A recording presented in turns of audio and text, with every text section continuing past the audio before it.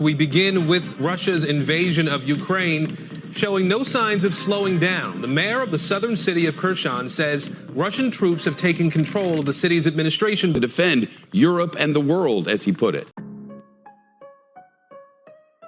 Well, back in what we think of as ancient history, the world was imperial. The French Navy protected French trade between the French colonies and the French mainland. The Brits did the same, the Japanese did the same, and so on. It was a sequestered imperial system. You did not trade with your neighbor if you could help it, because you never knew when some idiot whose language you didn't speak was going to throw a war, and even if you weren't involved, you could lose access to whatever the raw material or the trade route or the end market was that you thought was so important. Kept things in-house. And if you came across something that you felt you needed, you went out and got it, and you brought it into your network, closed it off from everyone else. These systems competed for resources, for markets, for trade access. Those competitions escalated into wars. Those wars culminated in World War II. Now, at the end of that war, the Americans looked around, realized they were the last men standing, and decided to try something else. Instead of a sequestered system, we would pool all of the world's resources, all of the world's markets, all of the world's waterways into a single globalized network. We called it Bretton Woods, we called it free trade. The idea was that you would be able to sell into any market relatively duty-free and not have to worry about the security of transport. In addition, the United States would open up its market, the only one to really survive the war. At that point, our market was bigger than everybody else's put together. And you could export your way back to affluence. There were a couple of catches, one of which was you had to let us fight the Cold War our way. So NATO, the Japanese alliance, the Taiwanese alliance, these are all military aspects of free trade, not the other way around. How did we enforce it? Not all that complicated. The carrier on the right is a jump carrier. The one on the left is a super. Now, one super carrier has 7 times the combat capability of a jump carrier. There are 10 jump carriers in the world. Not one of them is American. There are 10 super carriers in the world. They're all American. And they're all in the process of being retired to be replaced with bigger carriers. The United States has enjoyed a 10-to-1 force projection ratio versus the combined navies of the rest of the planet for 7 straight decades, and that gap is widening today. And the reason that free trade works, the reason that the world looks the way it does today, is because the Americans have chosen to put that force differential at the service of the global commons and force the world to have free trade.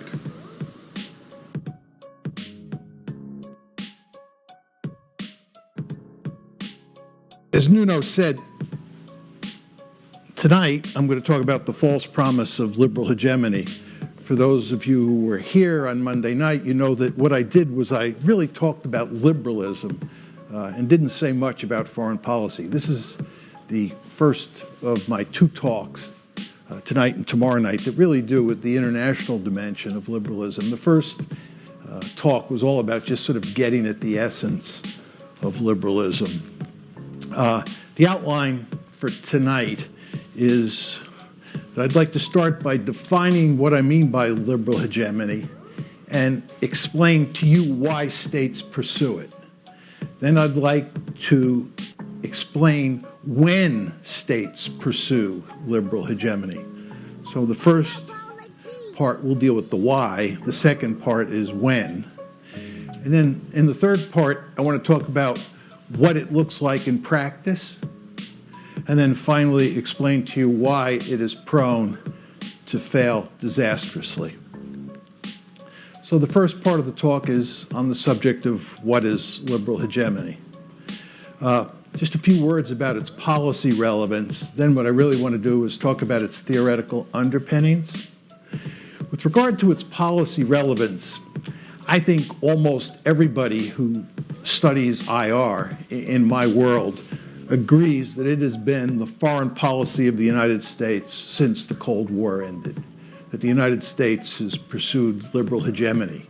And for those who have any doubts, the argument usually goes that it wasn't really true up until 2001, but clearly it was true after 2001. But most people agree that during the entire Cold War period, it has been the foreign policy of choice. And moreover, it's a foreign policy that the American elite loves. As I said the other night, we sometimes refer to the American foreign policy establishment as the blob. This is Ben Rhodes' terminology, Ben Rhodes, who worked for Barack Obama. The blob is deeply wedded to liberal hegemony, and it includes both Republicans and Democrats. There's this myth in the land, mainly purveyed by Republicans, that Republicans and Democrats have very different views on foreign policy. This is poppycock. It's Tweedledee and Tweedledum, right? And they love their liberal hegemony. Donald Trump is an exception. He ran against liberal hegemony. And where he ends up remains to be seen. But he ran against it.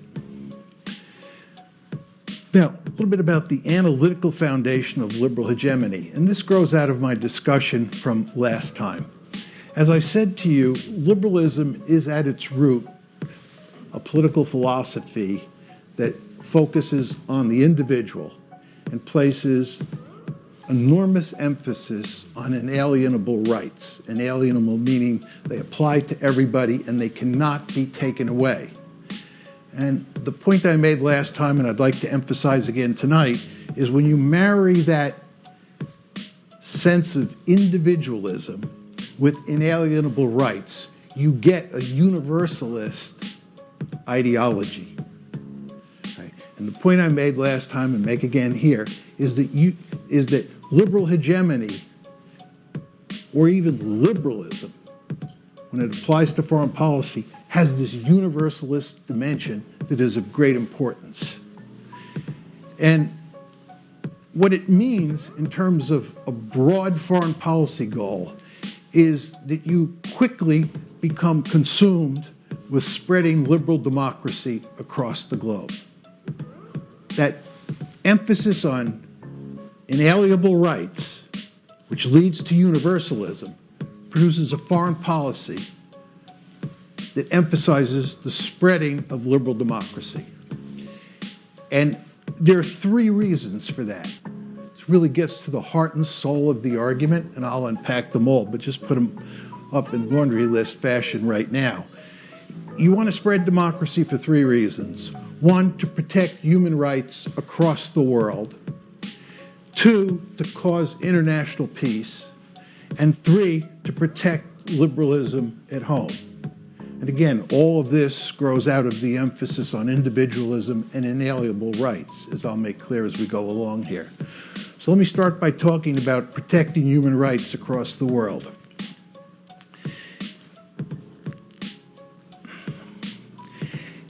The basic argument is that people who live in a far-off country are no different than people who live in your country.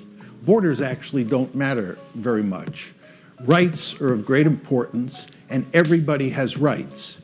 And when the rights of non-Americans are being threatened, Americans have a responsibility to do everything they can to protect those people whose rights are being violated.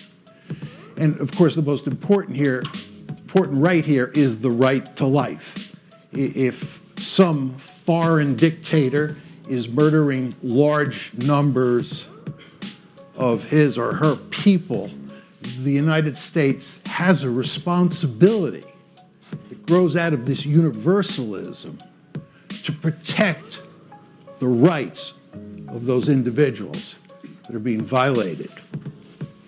Now, this goes so far in the liberal discourse that you end up getting the argument that non-liberal governments are in a state of aggression with their own people.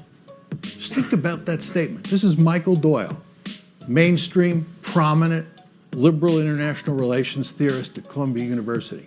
He's basically saying non-liberal governments, no matter what they do, non-liberal governments are in a state of aggression with their own people. What happens here is that you go from a situation where you can use your military forces to intervene in different countries when there are gross violations of individual rights and fix the problem and then leave.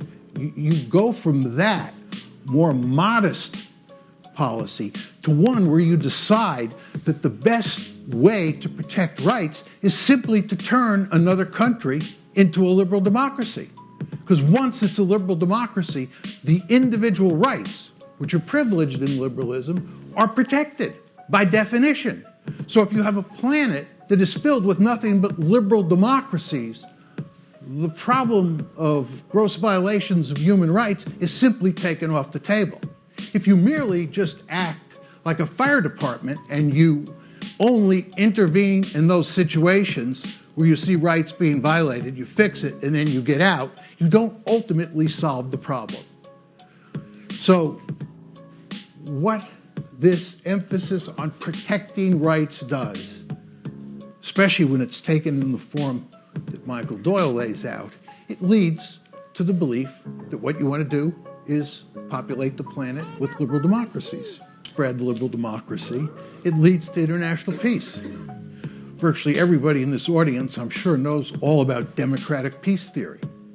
Democratic peace theory is based on the basic liberal template involving rights and tolerance, right? It's the whole idea that people across the planet have a set of inalienable rights and that they tend to respect the rights of other individuals,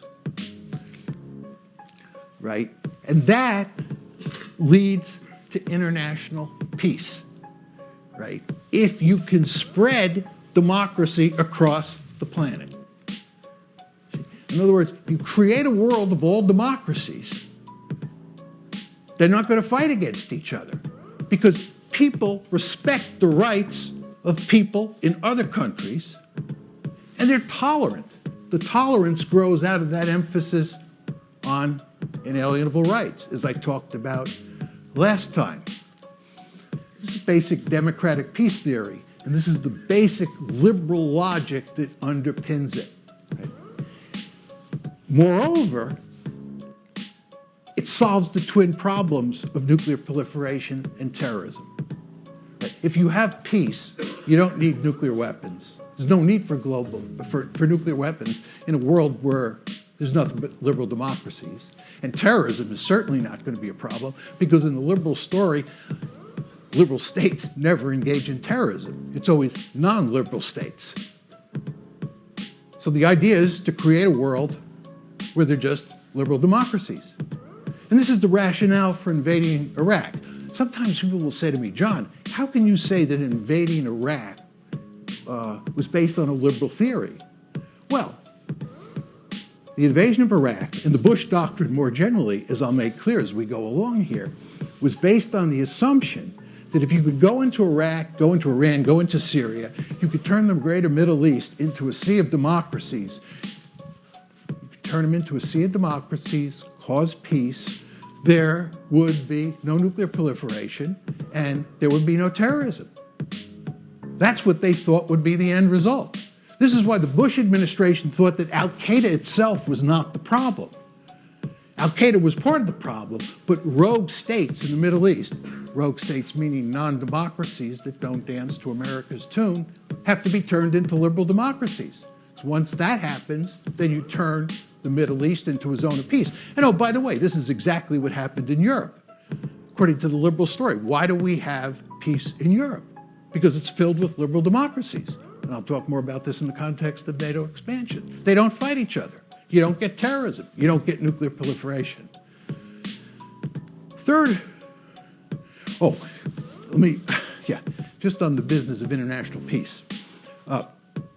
What you also see in the literature on liberal democracy as a cause of peace is a tremendous emphasis on the word community, especially international community. You surely have all heard the word international community many times.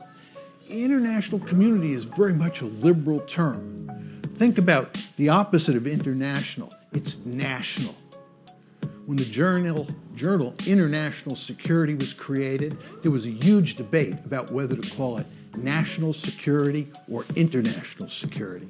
And they called it international security, right? International, right? And it's the international community, giving you the sense that there are really no meaningful borders among the states that exist in that community. Those borders are very porous.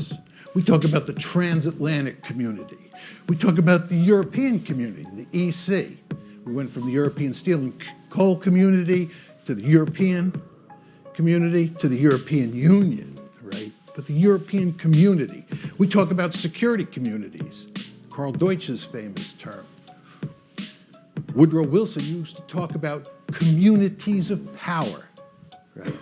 And of course, in these communities, you're not going to have any war. That's the basic argument. Third reason to spread liberal democracy is to protect liberalism at home. The fact is that virtually every liberal theorist understands that you're not going to convince every single person in a liberal society that liberalism is the ideal political system. And there's always a danger on the home front that there'll be a group that is powerful and will attempt to overthrow the liberal order. And what really scares liberals is the thought that that group on the home front will form an alliance with a foreign country. And that foreign country will help fuel revolution at home. Okay? So if you live in a world of all liberal democracies, that problem is taken off the table.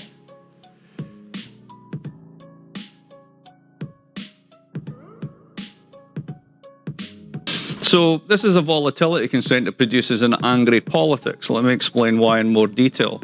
This is a very famous, did I do the first one? Did I skip one there? No, I didn't. All right, I'll do this one first. All right, what things cost. So this is basically how markets view inflation. So basically 2%, this is the crisis, 2%, 1%, 2%, just under 2%, 2018. That's nothing, right? It's absolutely nothing. Here's American costs. Everything has gone up by 40% over the more or less period in 2001. Medical care has gone up 80%. Education's gone up 120%. So you basically have a bunch of technocrats telling us there's no inflation in the system, and this is the stuff that people have to buy. That would piss me off too. Here's the second one, productivity versus compensation. Remember I said that that second regime ended in the 70s? Boom. All the way in that first regime, what you have is productivity and wages going together exactly as I described. You pay for higher wages with productivity increases, which allows you to cycle back and continue to pay the wages, until basically capital defects because of labour strife and the shift in the profit share, which peaks, as I'll show you in a minute, in 1973. So hourly compensation stagnates, but productivity goes up. That gap is just another way of measuring the inequality gap, because that's the returns to capital, that's the returns to labour. This is the labour share of income in the United States. Peaks, guess when? 1973. A lot of vol going through the 70s, going down, then there's the tech stock bubble from 97 to 2001, and then it's just systematically down all the way. And what have you got here? You have 58% going from 65%. So that 12, 13 point gap, let's think about what that is. Let's just call it 10%, just for make it the math simple, right? The US economy is $18 trillion. So that's a $1.8 trillion shift. Now, 95% of Americans work for wages. They get W-2s. 5% get the returns from capital. So that 1.2, 90% of it has gone to just 5% of the population. And the skew within that is an 80-20 Pareto split. So essentially it really has gone to the 1%, the top 1%. That's another way of measuring that same split between productivity and compensation. You see this in the story on incomes locally. This is the actual real wage gains over the period from 79 to 2016. Unless you're in the top, from basically from 60 to 80 or 80 to 100, you got nothing. and negative at the bottom. You've actually lost money in real terms since 1979. And it's been stagnation, 3.41%. It's nothing, right? Even the middle classes, it's gone up 10% in like 30 years. But if you're in the top, you've done very nicely indeed. And globally, we see this, we were talking about this at lunch. Has globalization helped the emerging economies? Absolutely it has. Here's global income, poorest person in the world, richest person in the world, real income growth over time. What you see here is China. 80% of this is China, and China coming at the global economy. So very poor economy that does very well over time. But look what happens here, the squeezed bottom. This is the income group from the 60th to the 90th in the global percentile. What have you got there? That's basically the working and middle classes of US and Western Europe. They actually have a decline in real wages because essentially China makes some money. That's it. It's a global redistribution. Well, why does that happen? Liberalize, integrate, privatize, globalize. It's flows. It's got to happen.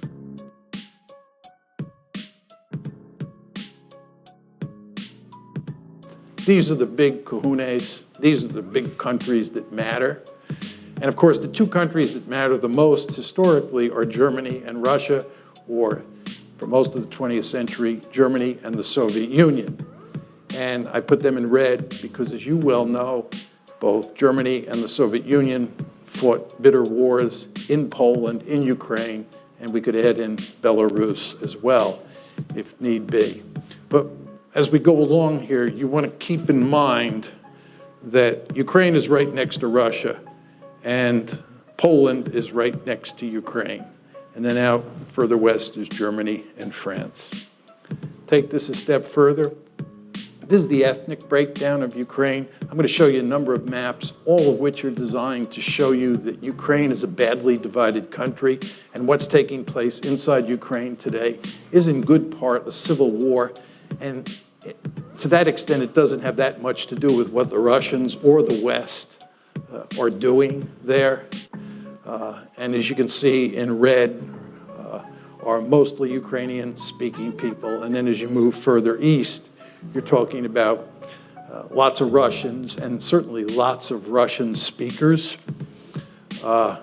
This is the Ukraine election of 2004. This is the election in the wake of the famous Orange Revolution, which I'll talk more about. As you can see, the country is badly divided between the East and the West, the Russian speakers in the East and the Ukrainian speakers in the West. This is the 2010 election, which resulted in Yanukovych getting elected. I'll talk about President Yanukovych as we go along. He was elected in 2010. And you can see there the voting patterns in the 2010 election look a lot like the voting patterns in the 2004 election. And then these are two recent surveys that came out from the International Republican Institute, that's here in the United States.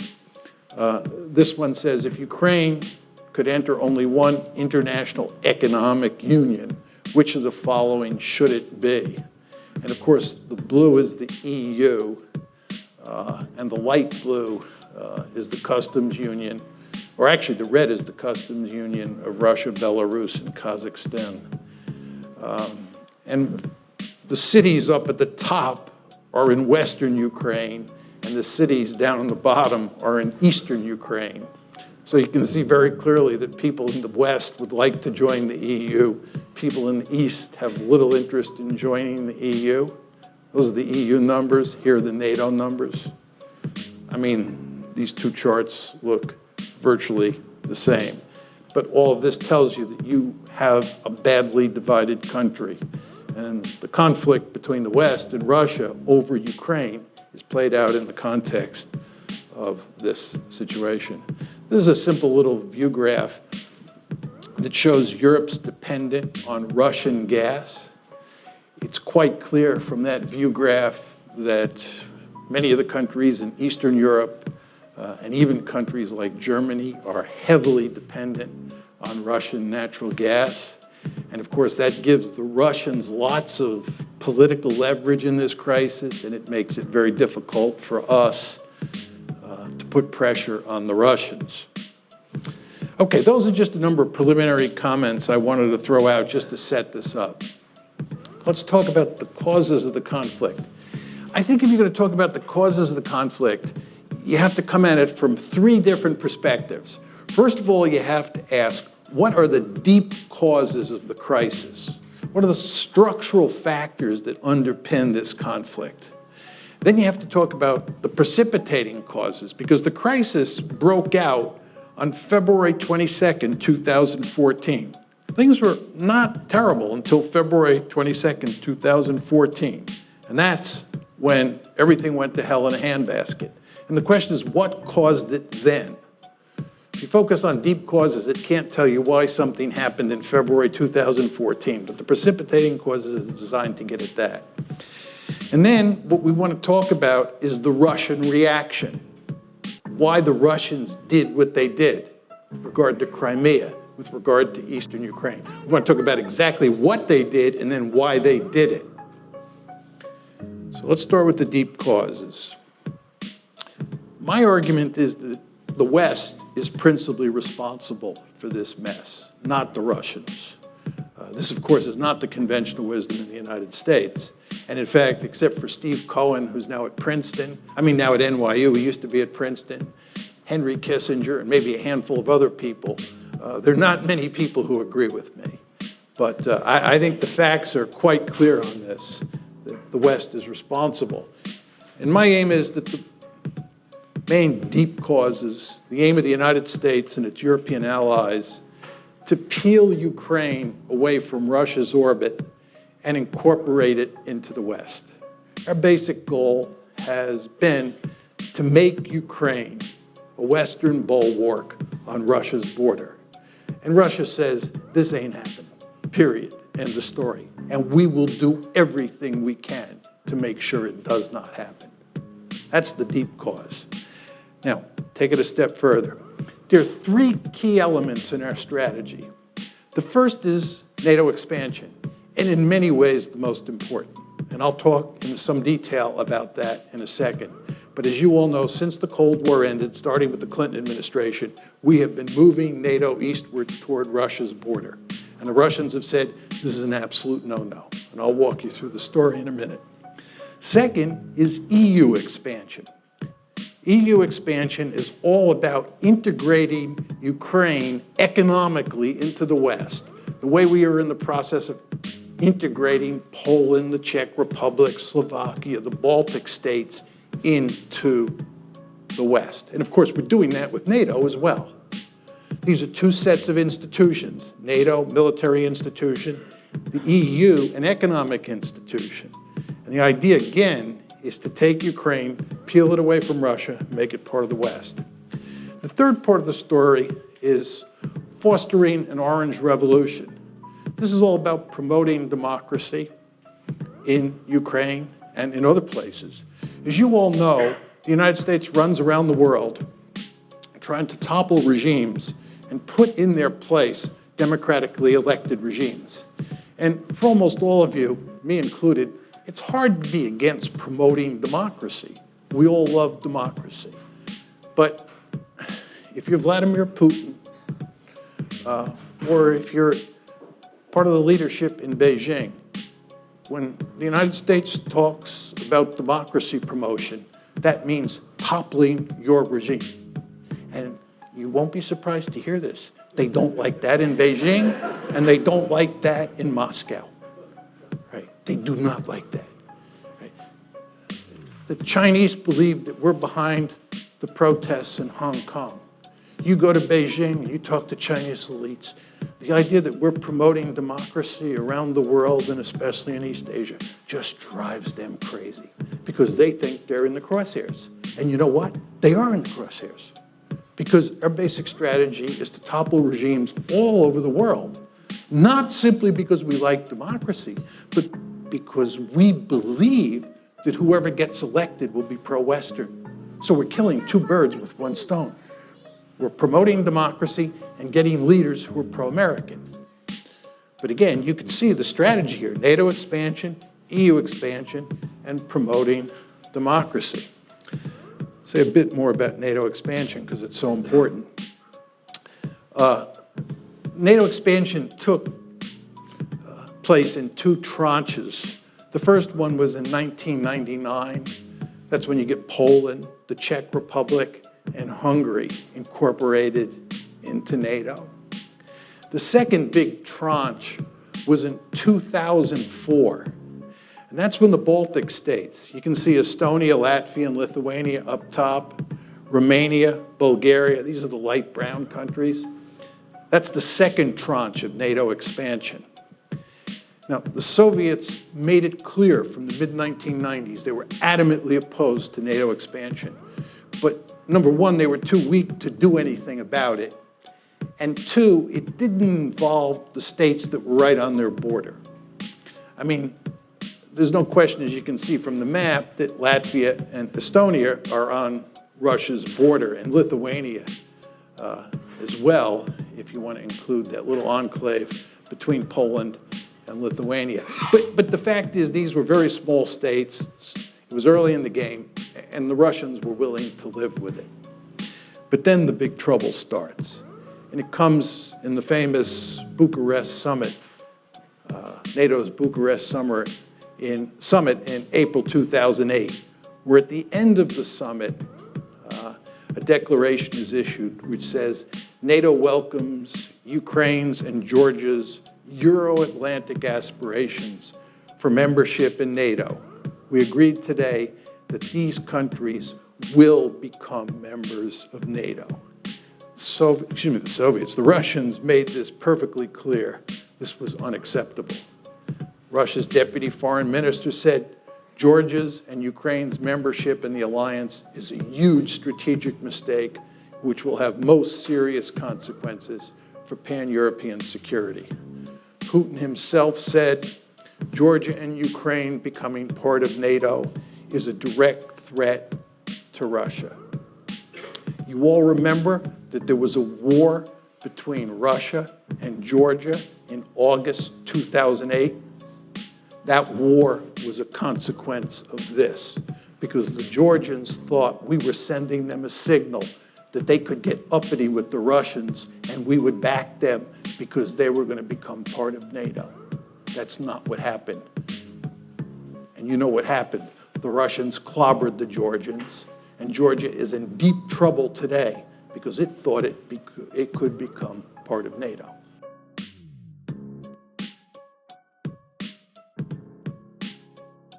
So funny is that Americans are exposed to all of this starting in childhood. They're exposed to all of this dystopian fiction.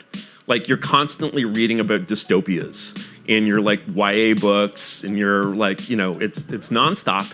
And yet, you have these sort of basic dystopian things the government, these signs actually say, I love power, which is exactly what Václav Havel said in Czechoslovakia in 1976. I wonder if there's any way in which our system of government is anything like Czechoslovakia's in 1976. Well, I think it's very close to it. In some ways, the difference is it had a center. It had a center, and ours does not have a center. And there was a Politburo in Czechoslovakia in 1976. There was a Central Intelligence Agency. This was, this was a classic totalitarian structure. And the thing is, what happens to Americans is they sort of look for this center and they don't find it. And they don't understand how the system can basically evolve to this point without having some kind of central control, because they see one of the various concepts that people find in this million words that they really like is my idea of the cathedral. Yes. And the point that I keep making is it's a Socratic point. It's simply a question. What is your theory of why the Washington Post and the New York Times and every other prestigious, and the Guardian and every other prestigious voice in society and every prestigious university in society is always on the same page? Yes. It looks as though there was why do Yale and Harvard always agree on everything? Couldn't Yale go libertarian while, Harvard is going woke? Why wouldn't that happen? And you look at reality and you're like, there's no way that could happen. That could never happen. And if it could never happen, it means that these organizations are essentially branches, Of the same thing. Of the same thing. But when you look at their organizational structure, you don't find any evidence of that. And you're like, where are the wires? Like, I'm looking at this and I'm not seeing the wires. When I saw, when you look at, say, the history of any authoritarian regime, whether it's... Sorry, I got to ask my producer. Are you following this? When you look at, sort of the power structure of Eastern Europe, Nazi Germany or whatever, it's a classic dictatorship, classic dystopia. You see the Fuhrer. The Fuhrer has a minister of information. Right. He's like, print this. There's an org print chart. This, that. There's an org chart. There's an org chart. And when you look at Harvard and Yale and, the whole rest of the system, okay, there are these accreditation bodies, there are various funding things, but there's no org chart. And the thing is, you can sort of basically work very hard to kind of see an org chart that isn't really there. Or you can think very hard about why this happens. And I can tell you it's not a hard concept to explain. I think it's a hard concept to evangelize, or it's a pretty subtle concept, unfortunately. When you think about the way these oligarchies work, the model of the people who believe in these things, that put the signs on, their lawns, is actually very reasonable. They're like, why should we delegate these decisions to Harvard? And the answer is Harvard and Yale and the whole, other, collective of this world. Why do we delegate these decisions to these people? There are very, very clear pragmatic reasons for doing that. One is we know that these institutions select the smartest people around. They're incredibly competitive. They're incredibly hard to get into. They're incredibly hard to rise in. And they create these incredible concentrations of expertise. And, maybe the way I think about COVID is a good example of the way these things go wrong. So basically, that view of the world says, when the public has to make decisions about virology, who are we going to call? And the oligarchic answer is, obviously, we are going to call the virologists. What, are we going to call your, aunt in Iowa? What, right. Excuse me? The one I saw from the plane at 30,000 feet? Are we going to call the people at the rodeo? No, we'll call the virologists, right? I got it. I'm brilliant, right? So, this was their answer. And this is a 20th century answer. This is, the idea of basically just delegating without any accountability, responsibility for important decisions to academics, basically kind of dates mostly to the Woodrow Wilson era. Yes. So, the progressive era with a capital P, right. It's about, and this is when basically America's, so if you see description of the Gilded Age, go to an old American city, see all those brick buildings and beautiful old stuff, all of DC. All of that is built in what we call the Gilded Age, which is a period when America was governed very much the way China is now. It was very corrupt. Politics was this incredibly sordid, screwed up business. Shit got done. Yeah. Shit got done in a corrupt way with people stealing a bunch. Yep. But did shit get done at enormous velocity, really fast, all the time, in the physical world, not just building some goddamn software? Absolutely. Right. Look at the way they built the Empire State Building. Right. This is the world that built the Empire State Building. So, and at this time, America, like China, is a third world country. It's culturally insecure.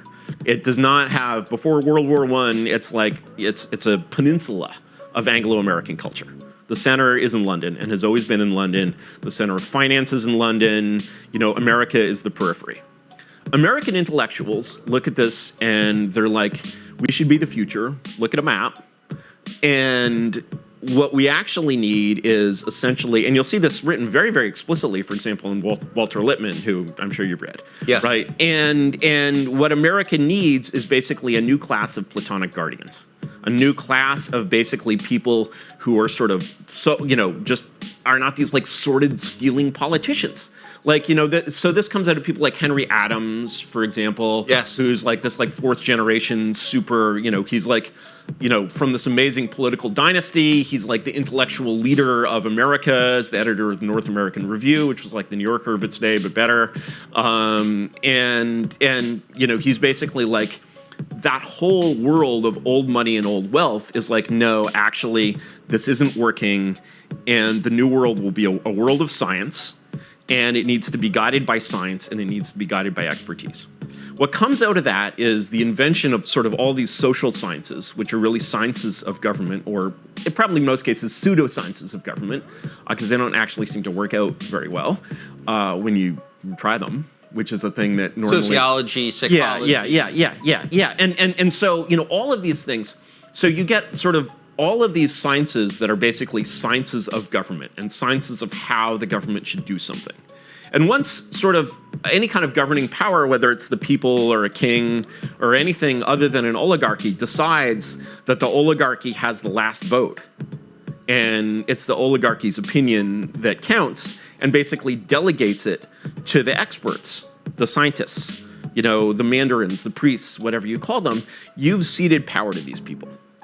And then And the consequence, democracy's done at that point. oh yeah, Population. democracy. Yeah, remember my two no's, right? It isn't and it shouldn't be, and it can't be. And the American people just simply don't have the power to do that. They don't have the energy. They don't have the knowledge. They don't have the energy. It's not a question of even whether they would do it well or badly. They would just do it weakly, and power would be instantly ripped from their hands. It would be like having an absolute monarch who's like 6 years old. There's no way this kid, even if he's the rightful king of France, is actually the king of France. Right. So, his best choice is to use whatever power he has to make sure some guy who's not molesting him is the king of France.